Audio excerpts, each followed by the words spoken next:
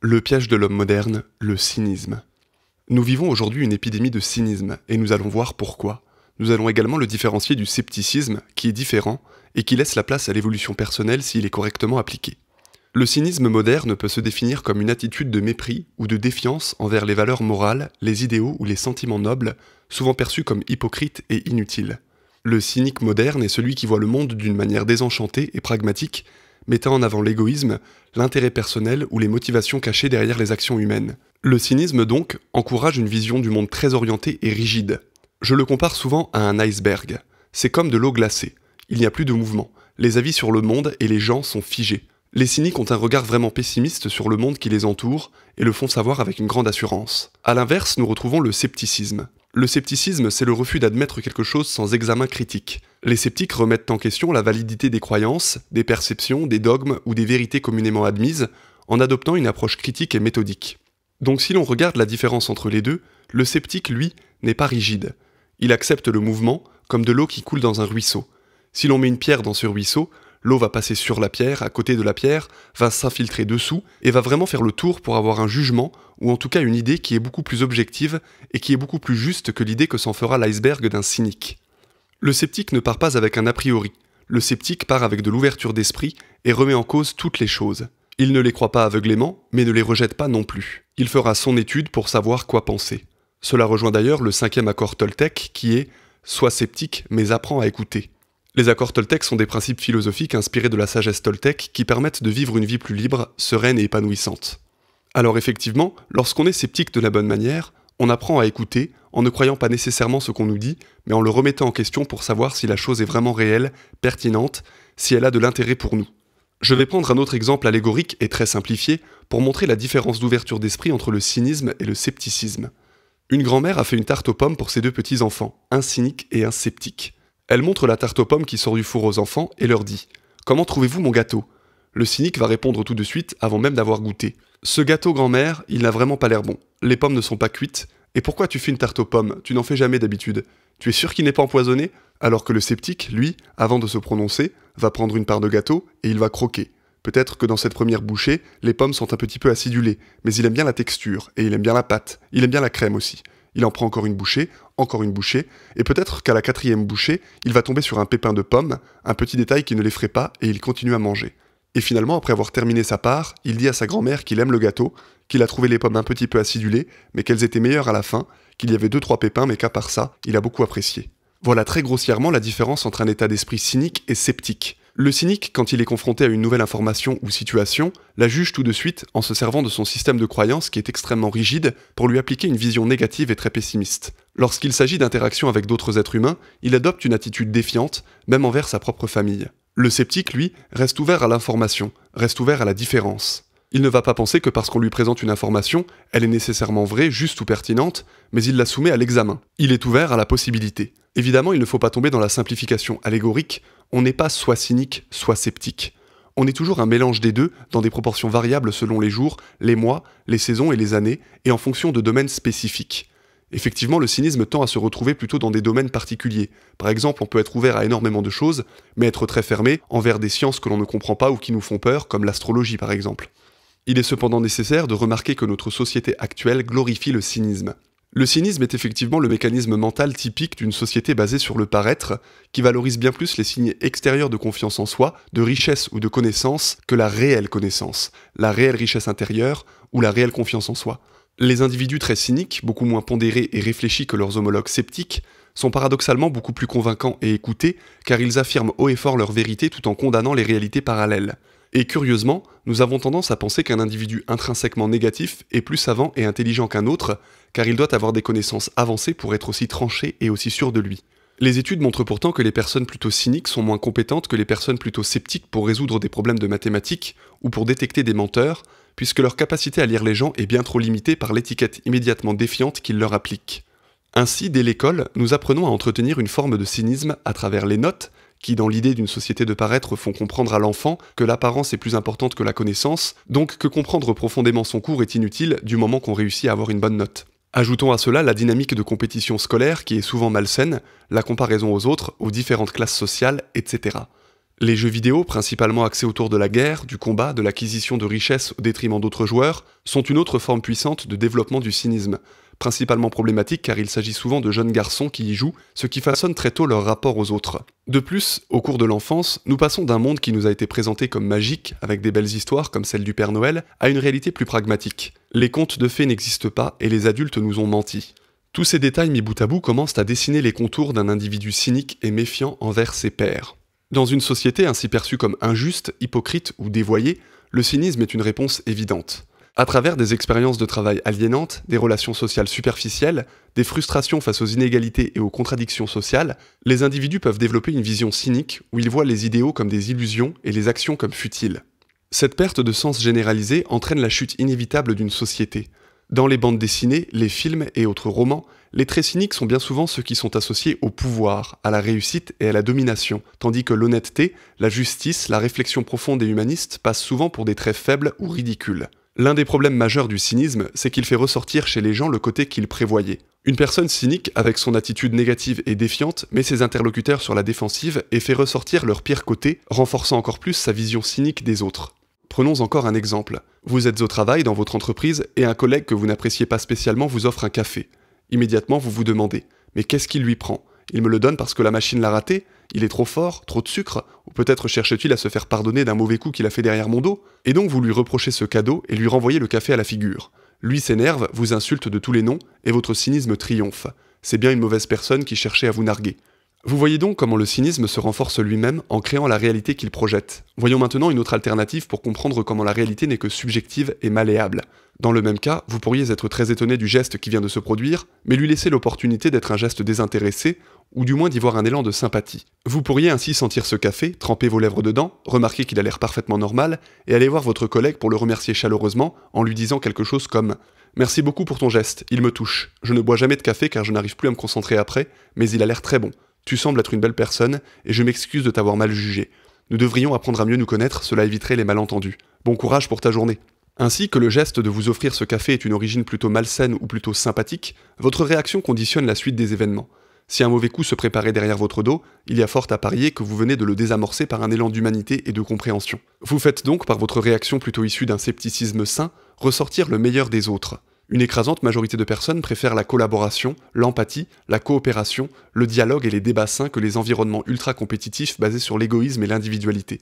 Tout cela permet de se sentir moins seul, mieux connecté aux autres et au monde qui nous entoure et réduit par là même le cynisme. Tous les impacts sociétaux sur le taux de cynisme ont explosé depuis quelques dizaines d'années avec l'apparition d'Internet, des téléphones portables, des réseaux sociaux et autres plateformes vidéo. Ces outils fonctionnent comme des gigantesques usines à fabriquer du cynisme. Prenons par exemple une application comme YouTube. Au départ, tout est possible. Quand on ouvre l'application la première fois, on retrouve de tout. De la cuisine, du sport, des actualités, des sujets philosophiques, etc. Dans la métaphore du départ, nous sommes au stade de ruisseau. L'eau peut partir dans n'importe quelle direction. Imaginons qu'un jeune homme décide de s'informer sur l'art de la séduction et des relations homme-femme, car celui-ci n'arrive pas à trouver de petit ami. Il a accès à des tutoriels, énormément de créateurs de contenu, de coachs de séduction, bref, tout son bonheur. Il prend goût à ce contenu et à force d'y retourner, il finit par avoir des suggestions de vidéos toujours plus extrêmes et des vérités clamées haut et fort par des sortes de gourous que le jeune homme s'approprie. Le ruisseau se transforme petit à petit en iceberg. Après une utilisation de YouTube pendant quelques mois, il a acquis la conviction que les femmes sont vénales, infidèles, préféreront toujours un homme plus beau et riche que lui, et absolument pas digne de confiance. Imaginons la construction mentale de ce jeune homme. Il se méfie maintenant non seulement des femmes, auxquelles il n'adresse d'ailleurs presque plus la parole, mais se compare également sans cesse aux autres hommes pour pouvoir déterminer ce qui serait meilleur que lui dans une compétition qui permettrait d'accéder aux faveurs d'une hypothétique femme. Il sombre alors dans un cynisme profond qui altère toutes ses relations sociales, entraînant l'isolement, parfois la consommation de drogue, de pornographie, ainsi que le fait de rejoindre des forums ou des groupes de personnes pensant exactement comme lui, comme les incels, qui renforcent toujours plus son cynisme. Ce genre de cas devient de plus en plus courant. Le phénomène de polarisation d'une plateforme comme YouTube fait que l'algorithme nous présente du contenu susceptible de renforcer nos croyances existantes. Une personne à tendance cynique y trouvera donc un terreau fertile pour renforcer sa perception négative et désenchantée du monde. De plus, la course à la surenchère amène les créateurs à être toujours plus extrêmes dans le contenu qu'ils proposent, jouant encore une fois le jeu du cynisme. Le contenu cynique fonctionne mieux qu'un contenu plus nuancé et réfléchi car il exploite des émotions fortes, résonne avec des frustrations des utilisateurs, se nourrit de la polarisation, c'est-à-dire le fait de surenchérir dans l'extrême, et provoque une réaction immédiate et intense. Ces dynamiques créent un environnement propice à la viralité, renforcé par les algorithmes des plateformes qui privilégient des contenus générant un fort engagement. Ainsi, les publications les plus partagées sont souvent celles qui sont liées à des événements négatifs ou des sujets sociétaux clivants, comme la guerre ou le racisme, amenant à toujours plus de cynisme. De la même manière, l'anonymité rendue possible sur des plateformes comme YouTube permet aux commentaires cyniques de s'exprimer librement, et comme le nombre de commentaires a une influence sur le référencement d'une vidéo, les créateurs de contenu savent quoi dire pour provoquer toujours plus de réactions cyniques de la part des spectateurs. Ces vidéos sont plus regardées, les commentaires plus lus, et donc le cynisme augmenté. N'oublions pas non plus l'impact de la musique actuelle, et notamment du rap, et de ses textes profondément cyniques, violents et superficiels, qui inconsciemment reprogramment également les cerveaux. Les nouvelles à la télévision relatent principalement des faits violents, de guerre ou de meurtre, et participent ainsi à la construction d'un syndrome du monde méchant. Ainsi, dans l'infinité des possibilités qu'un homme ou une femme a de voir le monde, nous voici réduits à percevoir tous les pires côtés de l'humanité, souvent outrageusement exagérés et faux. Dans cette boucle sans fin qui se renforce constamment, les humains deviennent à leur insu méfiants de tout et de tout le monde. Cette méfiance rend à son tour les autres plus méfiants, et ainsi de suite. Pour les femmes, les hommes sont des monstres. Pour les hommes, les femmes sont des filles faciles, vénales ou mal intentionnées. Pour les hommes sont des ennemis qui convoitent ce qu'ils possèdent. Pour les femmes sont des concurrentes. Et si tout le monde pense ainsi, cette réalité se retrouve amplifiée. Le cynisme ne provoque pas qu'une vision biaisée des autres, mais peut influencer grandement la façon dont nous nous percevons nous-mêmes. Ainsi, appliquer des traits cyniques à soi-même revient par exemple à s'empêcher de créer ou de faire des choses que l'on souhaiterait faire en utilisant des arguments tels que « c'est ridicule, ça ne sert à rien, tu n'es personne, à quoi bon ?» etc. Nous nous retrouvons toujours dans cette morale des esclaves qui peut pousser à une forme de fatalisme qui laisse la personne à un rang d'observateur du monde et des autres, mais sans y participer, sans apporter sa contribution personnelle. Le cynisme d'un point de vue philosophique est contraire à la vie puisqu'il symbolise la rigidité et l'immobilisme. C'est une sorte de mort intérieure, des croyances qui n'évoluent jamais et ne laissent place à aucun émerveillement, aucune nouvelle connaissance, sont comme des cellules cancéreuses au sein d'un organisme. Elles se multiplient jusqu'à devenir une tumeur gigantesque qui empoisonne la vie humaine. Au niveau de la santé, le cynisme amène également son lot de problèmes. Ainsi, les personnes très cyniques vivent moins longtemps, ont plus de dépression, de sentiments de solitude ou d'inflammation cellulaire. Pourquoi sommes-nous tant séduits par le cynisme ? Eh bien, une des principales raisons de notre appétence pour tout ce qui touche aux aspects négatifs de la vie est qu'à un niveau primaire, nous sommes plus stimulés par la perspective d'éviter une situation négative que séduits par la possibilité d'obtenir une situation positive. C'est ce que l'on appelle le biais de négativité. Voilà pourquoi les humains, dans une situation anxiogène comme celle que leur impose la société actuelle, loyer et factures à payer, stress familial, professionnel, manque de temps, de sommeil, perte de sens, d'idéal, sont en incapacité de raisonner différemment qu'avec un mécanisme primaire de réaction à la peur. Or, la peur empêche tout accès aux fonctions supérieures de l'être, telles que l'imagination, la créativité et la capacité à envisager la perspective d'un futur meilleur. De notre merveilleuse machine qui s'appelle le cerveau et son fabuleux cortex préfrontal, qui peut choisir une infinité de versions de nous-mêmes, nous choisissons chaque matin de retourner dans la même version qui ne nous plaît pas. Car oui, c'est un choix. Alors comment faire face à ce problème ? Comme toujours, la réponse se situe au niveau de la responsabilité individuelle. L'élévation de la conscience de soi est cruciale pour identifier les comportements, croyances et attitudes qui nous maintiennent dans cet état primitif et délétère.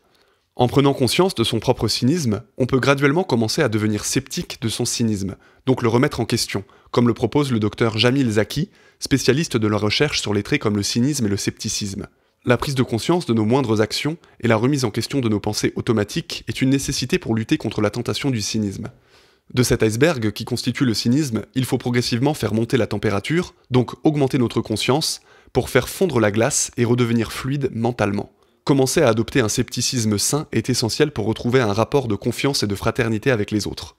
Au lieu de percevoir les autres comme des menaces, des escrocs ou des méchants, apprendre à nouveau à communiquer avec eux pour découvrir leur nature profonde est essentiel. Car nous sommes constamment biaisés dans notre approche des autres, ne les jugeant qu'avec superficialité et dédain, alors que leur nature cachée révèle bien souvent des aspects qui résonneraient énormément avec nous. Ici aussi, on peut faire référence à la sagesse toltèque en citant la règle « Ne faites pas de suppositions », car la plupart des gens, tout comme nous, portent aussi des masques de froideur, de détachement émotionnel que la société cynique promeut et qui leur permet de se protéger. Mais en instaurant le dialogue à nouveau, en acceptant la divergence d'idées et de pensées, l'on peut voir sous les masques et réellement recréer une connexion profonde avec les autres et se rendre compte que nous ne sommes pas si différents. De même, dans la sphère politique, nous pensons de manière binaire, rigide, en opposant des partis comme la gauche ou la droite, alors qu'en réalité des études montrent que si l'on ouvre le dialogue calmement avec des personnes d'un parti opposé au nôtre, nous nous rendons compte que les peurs, angoisses, centres d'intérêt de nos soi-disant opposants sont en réalité pour la plupart proches des nôtres. La pensée selon laquelle ce qui est opposé à nous est forcément extrémiste et violent ne repose que sur une vue de l'esprit et une construction bien trop binaire et simplifiée du réel, souvent héritée des actions d'une toute petite minorité. Un exercice sain est par exemple d'entrer en discussion avec des personnes dont nous savons qu'elles ont des avis divergents aux nôtres, mais de prendre cela comme un exercice instructif pour travailler à la fois notre capacité à défendre nos positions de manière calme et structurée, mais également l'empathie pour réussir à comprendre ce qui a pu amener la personne à penser ce qu'elle pense. Nous pouvons arriver à ce cas merveilleux où deux personnes d'avis divergents comprennent leur position mutuelle sans y adhérer. Le respect et l'écoute sont donc essentiels à la réalisation de notre humanité. Il nous faut aussi, pour lutter face au cynisme, apprendre à ralentir. Le mode de vie moderne est bien trop stimulant et rapide pour pouvoir développer une conscience supérieure de nous-mêmes. Il peut être judicieux, par exemple, de prendre le temps de manger en pleine conscience, de se concentrer sur des détails, qu'est-ce que j'aime ou que je n'aime pas dans cet aliment, dans ce plat, le tout sans distraction, sans téléphone portable à portée de main. À propos du téléphone portable et de son pouvoir quasi insurmontable sur nos cerveaux, je ne sais pas s'il existe une bonne façon de fonctionner. Certains n'ont pas de téléphone moderne ou s'en débarrassent car ils savent qu'ils ne pourront pas résister à sa tentation. Mais en même temps, cet outil est aujourd'hui d'une utilité évidente, et cette vidéo ne serait probablement pas regardée sans lui. La difficulté est toujours de résister à la tentation d'aller une nouvelle fois se perdre dans les méandres de YouTube, d'Instagram ou de TikTok, et nourrir son cynisme sans objectif particulier. Regarder les commentaires sous des vidéos ou des publications est aussi à éviter pour apprendre à se faire un avis propre et ne pas se laisser influencer par les quelques commentaires cyniques qui orientent insidieusement notre perception, même s'ils sont noyés parmi des commentaires positifs et constructifs. Nous cherchons inlassablement ce petit commentaire cynique et finissons par le trouver. Encore un effet du biais de la négativité. Quoi qu'il en soit, une chose est certaine, aller consulter son téléphone de manière machinale, sans avoir de but précis, est à éviter à tout prix.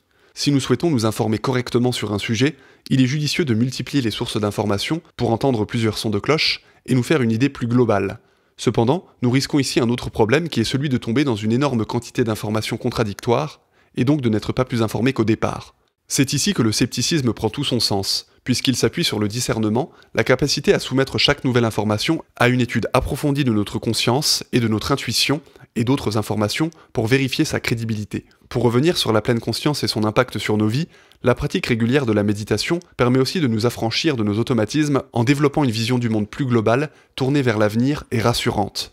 C'est à travers des balades en pleine nature, des séances de méditation et de pleine conscience, que l'individu trouvera peut-être son antidote suprême au cynisme, qui est la découverte de son idéal. Pour ne plus subir cette vision négative et bien trop limitée de la vie, créer une image de soi dans un futur potentiel et nourri de l'énergie créatrice et libératrice de l'imagination est la solution contre tout cynisme. Retrouver l'émerveillement et le rêve, la légèreté de l'enfance avec un désir d'apprendre et de se perfectionner, et laisser la vie nous guider est une nécessité pour vaincre la rigidité. Ne pas oublier que les choses ne sont pas ce qu'elles sont ce que nous en faisons. Comme toujours avec ce type de sujet où nous traitons de façon binaire quelque chose qui ne l'est jamais lorsqu'il s'agit d'être humain, il ne s'agit pas de cloisonner son esprit en pensant qu'on est un cynique et que l'on doit devenir un sceptique à tout prix. Non. Il s'agit de comprendre une tendance qui fait que nous sombrons de plus en plus dans des traits cyniques, dans des caractéristiques et raccourcis mentaux propres au cynisme. Mais ce n'est pas parce que nous ne nous retrouvons pas dans les exemples que j'ai pris dans cet audio que nous sommes plutôt cyniques ou sceptiques. Chez chacun, la tendance peut se manifester à divers niveaux, de diverses manières. Par exemple, on peut être plutôt cynique dans un domaine parce qu'on ne le connaît pas ou qu'il nous fait peur, qu'on a lu des informations négatives dessus, et pourtant adopter un mécanisme plutôt sceptique et adaptatif dans un autre. Le cynisme tend à être un trait plutôt spécifique à un ou des domaines précis plutôt que global. L'essentiel est de comprendre la nature de ces deux approches et les comportements types qu'elles sous-tendent. Ainsi, nous pouvons observer dans notre vie et celle de notre entourage les comportements qui tendent plutôt vers le cynisme ou le scepticisme selon les domaines. La prise de conscience personnelle est l'étape cruciale du dépassement de nos blocages. L'image de l'eau en mouvement dans un ruisseau plutôt que figée dans un iceberg me semble être judicieuse. Nous devons devenir souples d'esprit et essayer de tendre vers ce ruisseau, vers ce mouvement perpétuel, surtout envers ce que nous ne connaissons pas ou qui nous fait peur. J'attire l'attention sur les détails, car le cynisme peut se cacher et nous pourrions penser le maîtriser mais en faire preuve quotidiennement dans nos prises de décision et nos jugements.